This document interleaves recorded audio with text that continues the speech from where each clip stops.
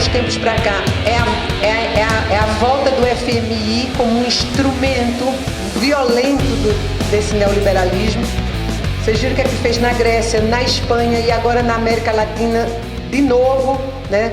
Na Argentina fez uma política de terra arrasada.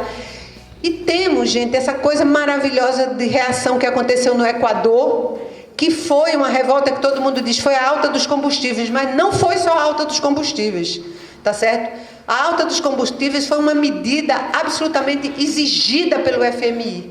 E não foi só a alta dos combustíveis, foi a alta dos combustíveis, a retirada dos subsídios do combustível, algumas retiradas de direitos trabalhistas, avanço em territórios de mineração. Então foi um pacote, tá certo? Não é uma vitória, mas é uma vitória conjuntural e também alguma coisa que serve também muito para fortalecimento das lutas na América Latina, porque de qualquer maneira soa um alerta, tá certo? Que tem um povo aí organizado. Se bem que eu acho que no caso do Equador, da Argentina, o povo tem uma capacidade de movimento de massa e de reação e de confronto, porque o Equador foi para o confronto, tá? Confronto mesmo, para valer, igual aquela música que foi cantada aqui, né? Não temos tempo de temer a morte, vamos para o confronto. O governo fugiu, tirou a capital dos Andes, da montanha, da floresta, para ficar longe dos índios. O povo indígena foi para lá, né? E o Equador, porque eu não vou entrar nas análises, porque tem muito problema, mas de qualquer maneira tem alguma coisa, né, que indica para o mundo como é que temos que pensar estrategicamente nesse contexto neoliberal o nosso processo estratégico político, porque o Equador tem um movimento que se chama Revolução Cidadã. Tem muitas questões, mas eu quero falar só do conceito e do sentido do conceito, que é justamente a relação entre revolução e cidadania. E por que eu acho que é uma coisa tão importante isso? Porque uma das estratégias fundamentais, né, é a destituição de direitos, tá certo? E a destituição de direitos faz com que a luta e a resistência para a manutenção de direitos e para avançar nos direitos tenha virado uma luta radical nesses tempos. Não só aqui, na Europa também. A Europa está destituindo o estado de bem-estar social, tá certo? Um dos poucos países onde ele existiu. Então, nós temos uma luta por direito que se transforma numa luta radical, que vem desde os anos 80, mas ganha um sentido muito mais forte agora, que coloca a questão entre reforma e revolução, que tanto tem que pensar nos tempos atuais, mas também tem que voltar, dar um passeio de volta lá em Rosa Luxemburgo e tudo mais. Então, é uma coisa de pensar como são as estratégias atuais e o que o passado também nos ensina e onde estão, né? Porque uma das coisas também desse contexto, né, é que é um contexto de superexploração do trabalho, um contexto de desapossamento, de aumento do machismo, como diz o Mbembe, né, aquele filósofo africano, quer dizer, há um processo de racialização do mundo, tá certo? Um processo profundo de despossuimento da grande maioria da população pela perda dos empregos, pela perda dos territórios, né? Então, direitos virou uma causa radical, inclusive de alto confronto da ofensiva neoliberal. E eu queria lembrar uma coisa muito importante que é trazida por esses autores franceses, Dardot e Laval, e por uma filósofa americana muito bacana, Wendy Brown, que a ideia é o seguinte: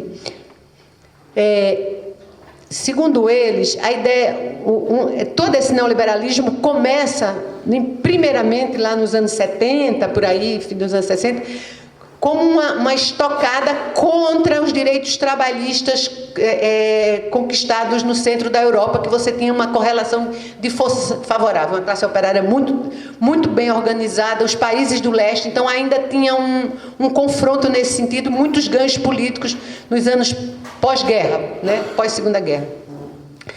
Então, o neoliberalismo é uma ofensiva para destituir os direitos trabalhistas, todas as conquistas que realmente conformou o estado de bem-estar social.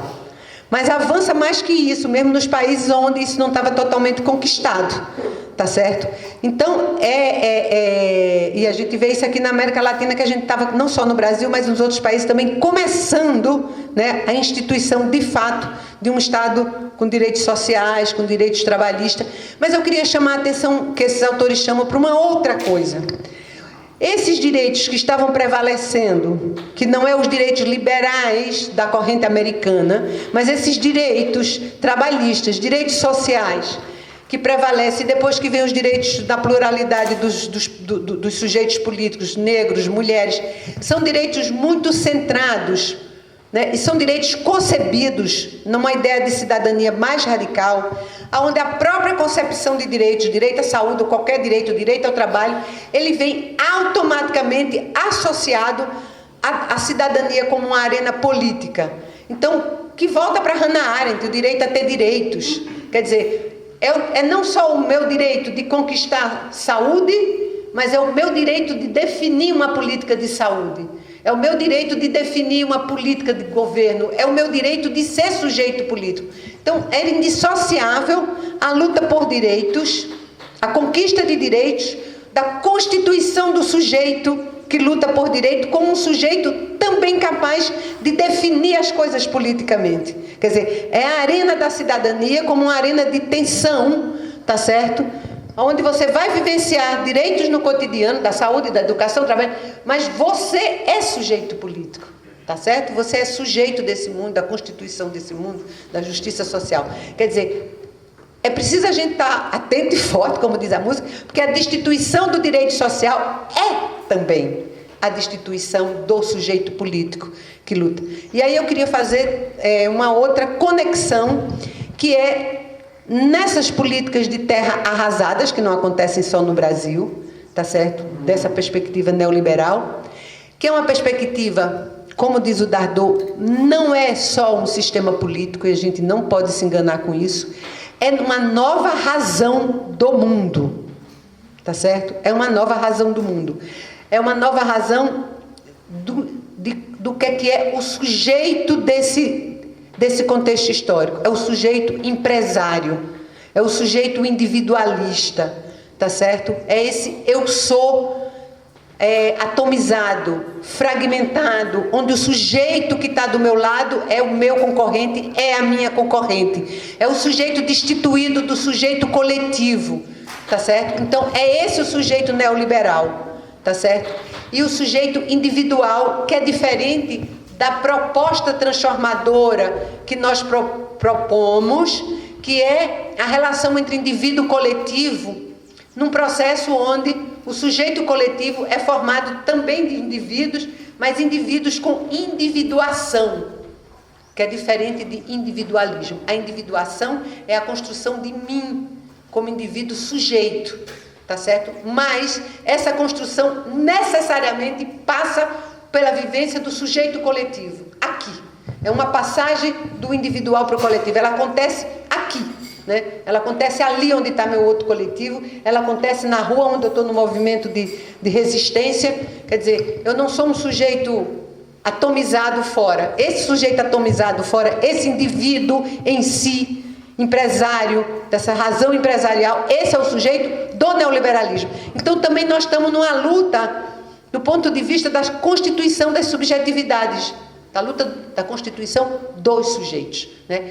E eu digo sempre uma coisa, que eu não vou entrar porque não cabe a mim falar do Brasil, mas eu quero dizer uma coisa: o golpe em todo canto, mas o golpe no Brasil mostra muito, muito profundamente como o golpe foi contra tudo que a gente sabe, mas o golpe também foi contra as subjetividades que nesse país, pela primeira vez, se capilarizavam como subjetividades portadoras de direitos, tá certo? Como subjetividades cidadãs, tá certo? As pessoas começavam a dizer, tá certo? Sou trabalhador e tenho direito, né? Mais além de uma classe operária que foi tradicionalmente a que lutou, mas a extensão dessa ideia de que eu sou trabalhadora também como uma classe operária, como uma classe de trabalhadores, como uma classe que, como diz o Ricardo Antunes, que vive do trabalho, para o campo da precariedade mesmo. A população negra reivindicando seu justo lugar e toda a sua tradição, dizendo: nós somos, tá certo, construtores desse país, somos sujeitos de direito, mostrando todo o preconceito, desvelando o que é as entranhas racistas dessa sociedade, né? O movimento de mulheres também, quer dizer, foi contra essa subjetividade também, dizer: olha, vai voltar todo mundo para o seu lugar. E é esse o discurso do poder que vem hoje, né? Então, o poder da violência sexual, racista, machista, não só aqui.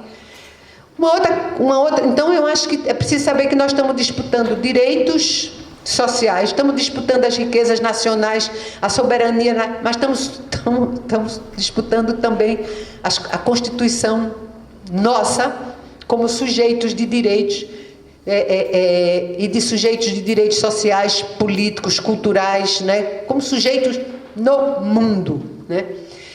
E outra coisa que eu queria dizer, que esse neoliberalismo, essa perspectiva neoliberal, ela também vai fomentando poderes que sejam poderes reordenadores de uma ordem conservadora, tá certo? E um dos poderes reconfigurador da ordem conservadora e que atinge profundamente as mulheres é o poder religioso das igrejas conservadoras fundamentalistas no mundo inteiro, que é o reordenamento, e que são igrejas que não só são forças políticas, mas estão se constituindo no mundo inteiro, não importa qual é a corrente religiosa, estão se constituindo como forças políticas, econômicas e religiosas, porque essas igrejas são riquíssimas, elas exploram profundamente as populações, é uma acumulação de riqueza, é uma acumulação primitiva de riqueza, tá certo?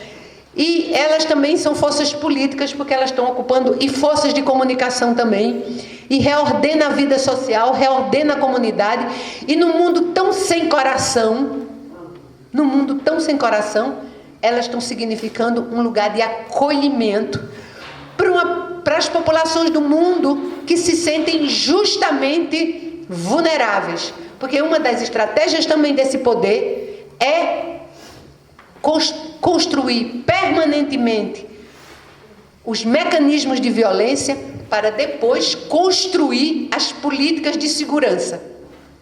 É um jogo perverso, tá? Porque constrói o mecanismo de violência, que é do Estado, incentivada, e depois constrói o mecanismo de segurança, que em vez de estar voltado para quem nos dá insegurança, está voltado para as populações trabalhadoras periféricas, rurais, organizadas, povos da floresta. A gente está vendo aqui, mas a gente está em todo canto. Olha aí o Equador, olha aí a Argentina, olha aí a Europa, olha aí a Grécia. Então, quer dizer, é um jogo de duplo sentido. Então, eu acho que é preciso entender, né, o espírito desse tempo, a lógica desse tempo, a lógica dessa razão neoliberal, que é constitutiva desse sujeito, para que a gente possa pensar também as estratégias de resistência e a capacidade de transformar algo no sentido de imediato, pelo menos de restituir os espaços minimamente da democracia política como uma plataforma a partir da qual a gente possa avançar na luta. Porque nós estamos num momento de retrocesso tão grande mundialmente, tá certo? Que a própria possibilidade da resistência e da luta está cada vez mais sendo as ofensivas contra isso. Quer dizer, os processos de forte repressão política estão voltando, né? Veja a França, que é um país tradicionalmente, historicamente, da luta da rua, da barricada. A polícia está indo, né? Não que seja uma novidade, sempre foi, mas estou dizendo, os tempos de novo está mostrando isso, diferentemente dos anos 80, dos anos 90, dos anos de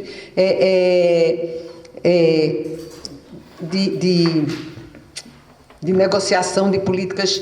Quer dizer, foi caminhando essa coisa que vem dos anos 70, e de fato nós estamos chegando na maior não é relativo, não é absoluto, é relativo e absoluto, no maior grau de acumulação de riqueza da história do capitalismo.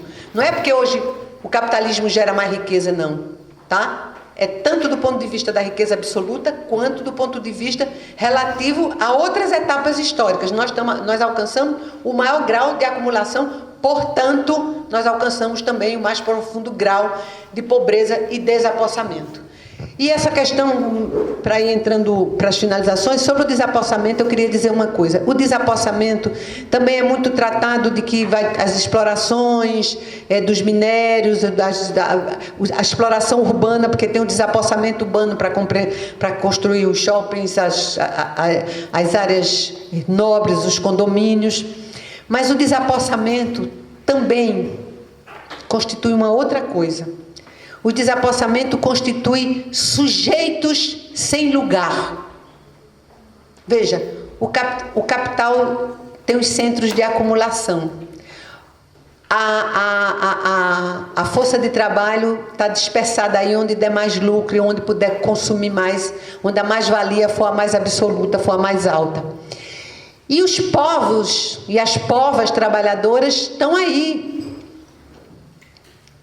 entrando nas fronteiras nacionais e internacionais, barradas na fronteira, andando por aí, andando mesmo por aí, não é uma força de expressão.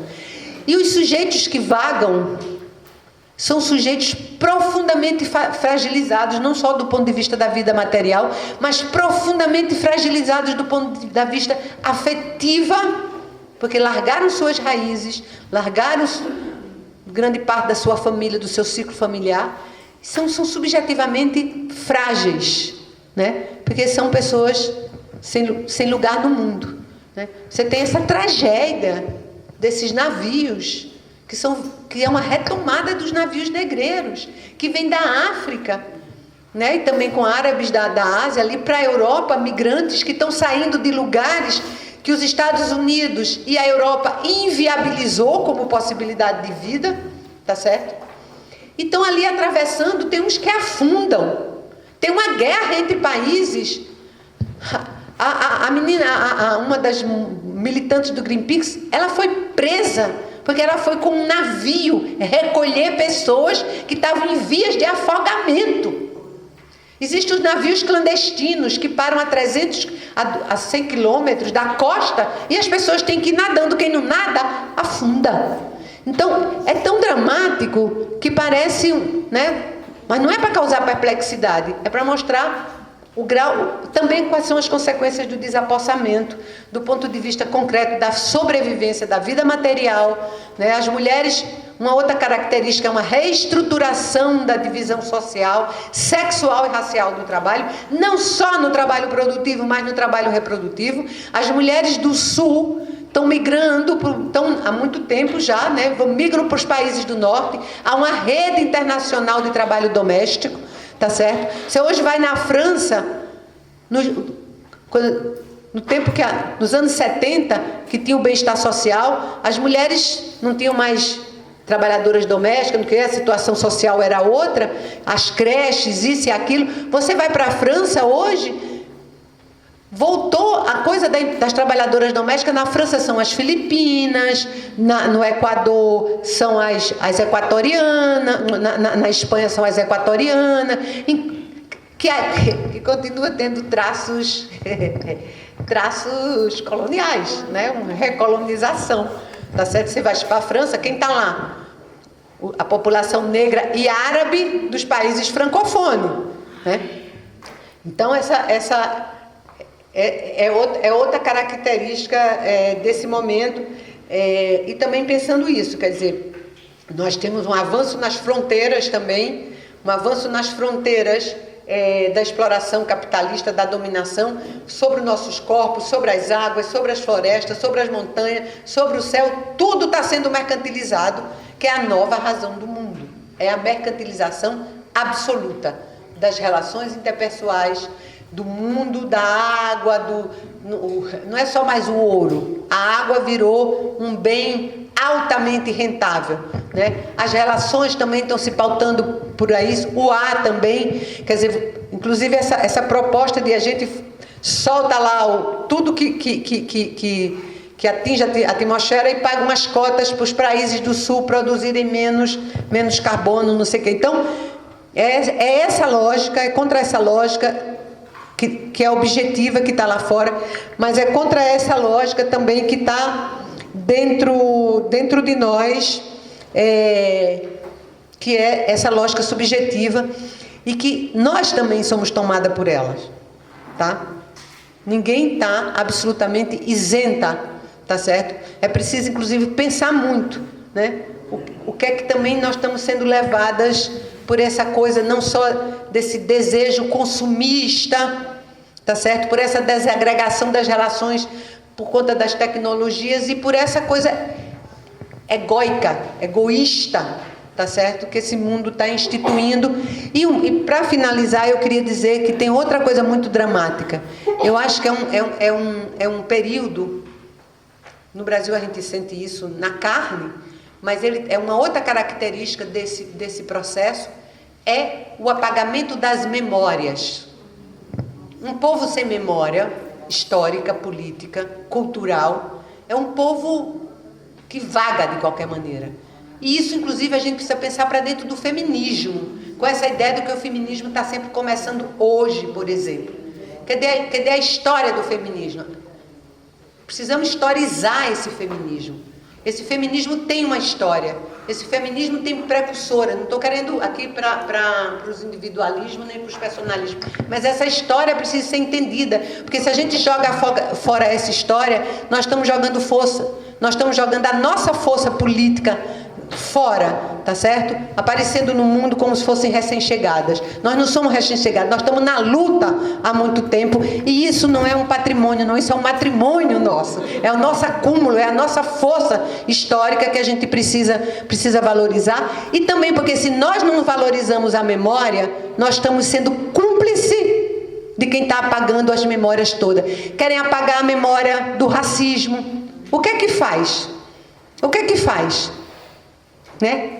A escravidão foi negada, inventaram um conceito para negar a escravidão, que foi a democracia racial nesse país.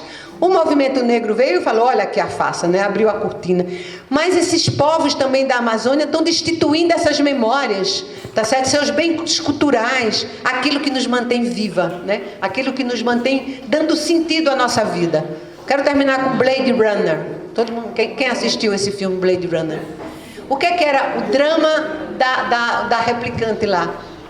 Ela foi tudo, ela era perfeita, mas ela não tinha o quê? Memória. Então ela não sentia, ela não tinha amorosidade, né? Então é preciso isso, né? É preciso pensar essa relação entre nossa história, nosso presente e os desafios do futuro.